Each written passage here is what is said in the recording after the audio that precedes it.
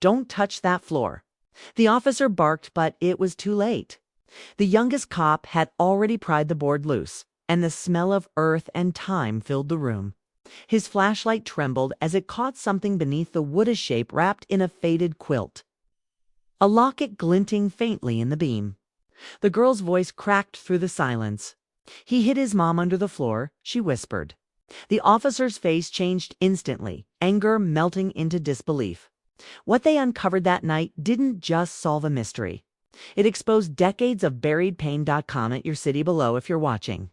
It was a quiet town in Mississippi, one of those places where time seemed to move more slowly.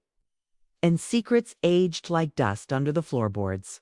The summers were hot, the nights long. And people smiled with politeness that didn't always reach their eyes. Amara had lived here all her life. At 16, she knew every crack in the sidewalk, every whisper that followed her when she walked past the corner store. Her father, Daniel Brooks, worked at the local scrapyard, a quiet man who carried the weight of someone who'd learned to stay unnoticed. Their small wooden house sat on the edge of a dirt road, surrounded by fields that glowed gold at sunset. Life was simple, at least on the surface. Amara went to school, did her homework, and helped her dad with household repairs.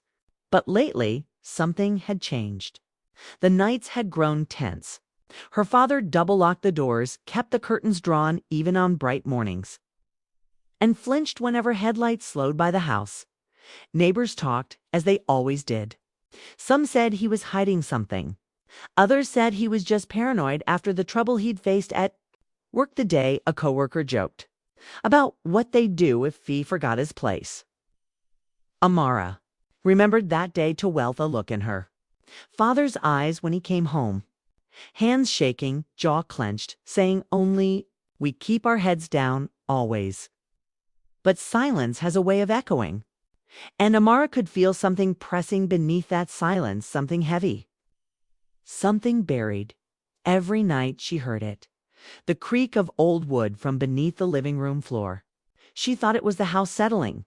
Until one evening, when her father came in from the backyard covered in dirt. Eyes red and said nothing. That was when she started to wonder what was really hidden beneath their home. Days passed, but the tension in the Brooks house only grew heavier. Amara watched her father grow quieter, more distant. He had started sleeping in the living room, right above the creaky floorboards. Sometimes, in the early hours, she would wake to the faint scrape of wood and the sound of him whispering words too soft to understand. At school, Amara tried to pretend everything was normal, but whispers followed her. Someone had seen officers driving by their road late at night. Another claimed Daniel was being watched for something he'd done years ago. The town had always remembered its gossip, especially when it came to black families who didn't know their place. One afternoon, Amara came home early. The house was quiet, too quiet. Her father wasn't there, but the rug in the living room was rolled aside, and the floorboards looked disturbed, as if someone had been working beneath them. Kneeling down, she brushed away dust and saw faint scratches along the edges, like the floor had been opened and sealed again and again. Her heart raced. That night, she confronted him. "Daddy, what's under the floor?" she asked. He froze. For a moment, his expression broke fear, sorrow. Something unspoken flickered in his eyes. "You don't ask questions that can hurt you, baby," he said quietly. "Some truths ain't meant to be found." But the truth was already creeping closer. 2 nights later, flashing red and blue lights flooded their front yard. Amara looked through the window. 3 police cruisers. Officers stepped out, flashlights slicing through the darkness. Their faces were calm but cold, like they'd come not to ask, but to take. Her father stood still as they approached. "We just need to ask you a few questions," Mr. Brooks once said. Though his hand already rested on his holster, Amara's chest tightened. She'd seen this before on the news, in other towns, other faces. A simple talk that turned into something else. "What's this about?" her father asked, his voice low but steady. "An old case," the officer said. "You worked at the plant back in '09, right? We got a tip. Said you might have been involved in something that went missing." "Something?" Daniel repeated. The officer smirked. "Someone." The air split in two. Amara's stomach dropped. They stepped past the threshold without asking. Flashlights swept across the living room, then paused at the uneven patch of wood near the rug. One of the younger officers crouched, tapping it with his boot. "Hollow, what's under there?" he asked. Daniel's breath hitched. His hands trembled slightly. "Nothing. Old crawl space.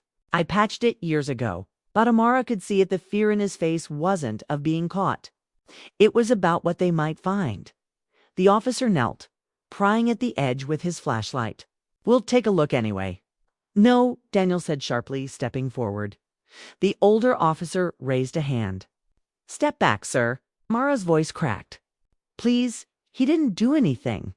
The young officer ignored her and lifted one of the loose planks. A gust of cold, stale air rushed out, carrying a faint, earthy smell. He shone his light inside and froze. For a heartbeat, no one spoke. Then the color drained from his face. "Oh my God!"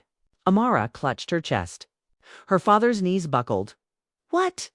What is that?" Another officer asked. Daniel's voice broke. "She didn't deserve what they did to her," he whispered. "I just wanted to keep her safe." The officers exchanged looks, confusion, shock, disbelief. Amara's eyes filled with tears. "Who, Daddy? Who?" He turned toward her, voice trembling. "Your grandmother, baby. They said she vanished. But they killed her and I couldn't let them retake her." Outside, the sirens wailed louder. Inside, the truth finally began to breathe. The room fell silent, except for the sound of the youngest officer's flashlight clattering onto the floor.